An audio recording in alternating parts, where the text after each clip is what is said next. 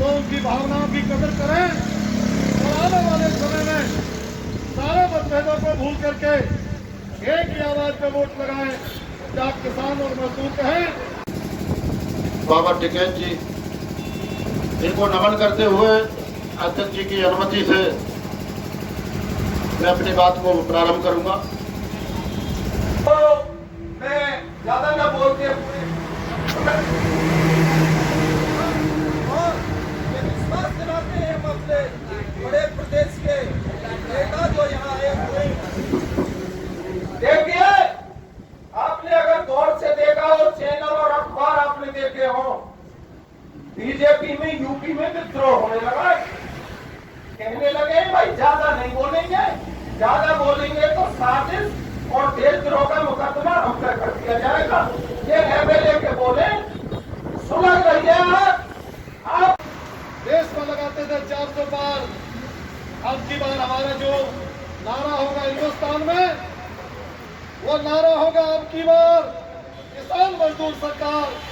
वाले समय में किसानों की हर समस्या का हल भी होगा और एक राजनीतिक व्यवस्था का परिवर्तन इस प्रकार से होगा कि आने वाले समय में कोई व्यक्ति सपना इस महामारी के दौर में सुरक्षित रहते हुए थोड़ी थोड़ी अपनी संख्या को भी बढ़ाए।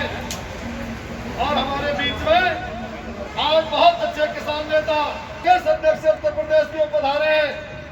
मैं अपनी किसान संघर्ष समिति के सभी साथियों की तरफ से, आप सबकी तरफ से उनका बहुत बहुत स्वागत करता हूँ, अभिनंदन करता हूँ। और उस महान क्रांतिकारी स्वर्गीय महेंद्र सिंह टिकैत जी के जो आह्वान था, जो उनका कहना था, उनका कहना चौधरी देवीलाल का धंधा हो गई है और लगातार घाटे का धंधा होती चली जा रही है। देश के लगभग हमारे साथी कह रहे थे 74 साल होने जा रहे हैं। इन 74 सालों में किसान की जो दुर्दशा हुई, सरकारें सभी जिम्मेदार रही, कोई सरकार इससे बच नहीं पाई। लेकिन ये 7 साल से जो सरकार चल रही है, इसने सारे रिकॉर्ड तोड़ दिए। तकलीफ जब हुई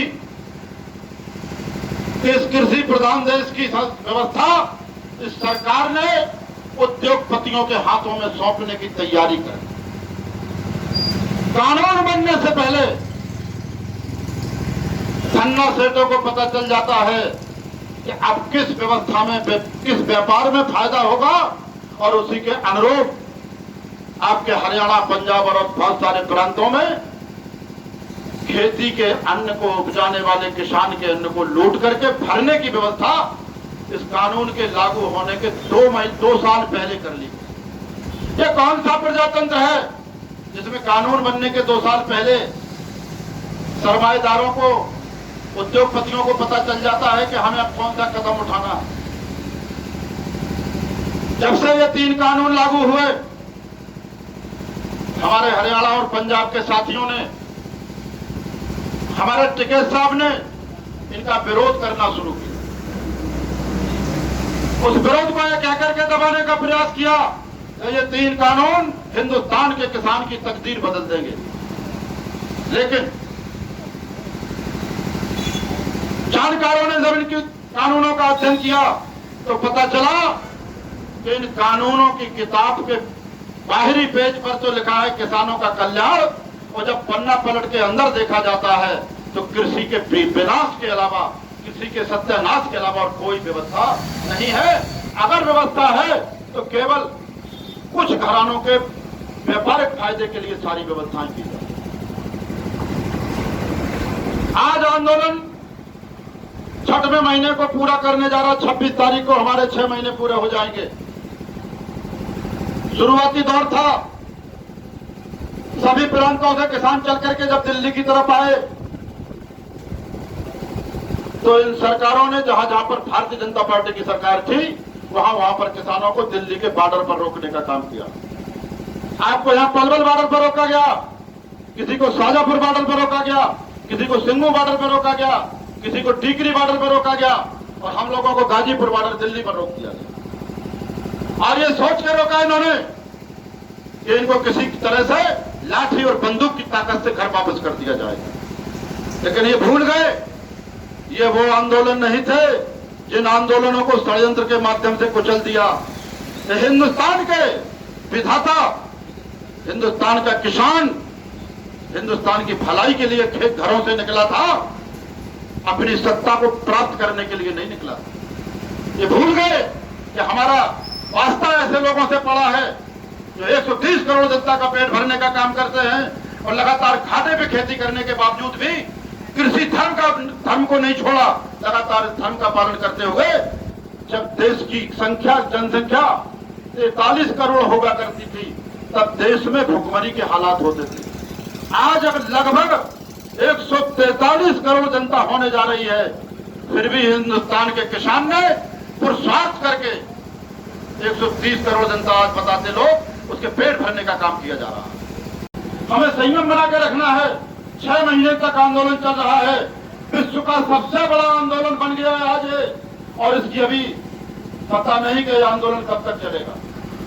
ये ताकत जो आपको आज 6 महीने से लगातार आंदोलन करा रही है, ये ताकत है शांतिपूर्ण आंदोलन करने की ताकत, जिसका तोड़ सरकार के पास नहीं है। ये सरकार सर्वोच्च न्यायालय, माननीय सर्वोच्च न्यायालय के पास गई, सर्वोच्च न्यायालय ने फटकार लगाई जिनको कि किसानों ने रास्ता नहीं रोका दिल्ली का, तुमने किसानों को दिल्ली के रास्ते पर रोका हुआ। इनको शांतिप्रिय आंदोलन करने का अधिकार है और तुम्हारे जो कानून है ये लागू करने का काबिल नहीं है, इनको पुनः विचार किया जाए। इसके बावजूद भी इस सरकार ने भी पेशकश की संयुक्त किसान मोर्चे के हमारे सर्वोच्च टीम के सामने कि हम इन कानूनों को मुलतवी कर देंगे 1.5 साल के लिए, लेकिन हम लोगों का उद्देश्य था कानून वापसी, एमएसपी पर कानून तब वापसी। ये शुरुआत में कहते थे कि हमारे कानून गंगा जल की तरह पवित्र हैं, सोने के अक्षरों की तरह खरे हैं, लेकिन जब वार्ताओं का दौर शुरू हुआ, लगातार 11 बार वार्ता हुई और उन वार्ताओं से जो निकल के आया कि इनके कानून खोटे हैं, ये 1 दर्जन से भी ज्यादा इसमें संशोधन करने को तैयार हो गए। कृषि मंत्री जी ने कहा लोकसभा में कि बताया जाए इन कानूनों में काला क्या है, तो हमें इनका उत्तर देने की जरूरत नहीं पड़ी। देश की 130 करोड़ जनता ने उत्तर दिया कि अगर इनमें काला नहीं है तो संशोधन करने के लिए और मुलतवी करने के लिए इनको क्यों तैयार हो। जब हम शुरुआत में आंदोलन पर बैठे, इस देश में बहुत सारे लोगों को शंका हुई, भ्रम हुआ, संदेह हुआ कि आखिर किसानों को ऐसी क्या परेशानी आ गई है जो इन कानूनों का विरोध कर रहे हैं।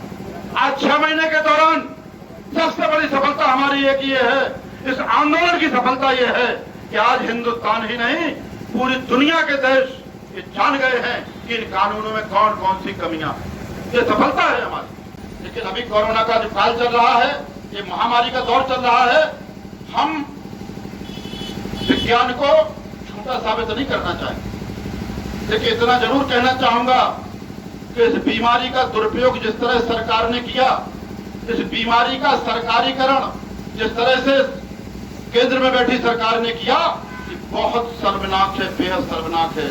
और ये सिद्ध हो गया कि जहां जहां सरकार को जरूरत होती है वहां कोरोना नहीं जाता।